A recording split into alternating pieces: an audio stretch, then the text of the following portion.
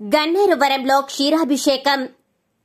కేంద్ర ప్రభుత్వం ప్రకటించిన కుల గణనను స్వాగతిస్తూ కరీంనగర్ జిల్లా గన్నేరువరం మండలంలోని మైలారంలో బీజేపీ నేతలు సంబరాలు జరుపుకున్నారు. బీజేపీ నేత ముత్యాల జగన్ రెడ్డి ఆధ్వర్యంలో ప్రధానమంత్రి మోడీ చిత్రపటానికి క్షీరాభిషేకం చేశారు. జనాభా లెక్కలతో పాటే కుల గణన చేయాలని కేంద్ర ప్రభుత్వం నిర్ణయించడం చారిత్రాత్మకమని జగన్ రెడ్డి అన్నారు. ఇలాంటి సాహసోపేత నిర్ణయాలు తీసుకోవడం బీజేపీకే సాధ్యమని చెప్పారు.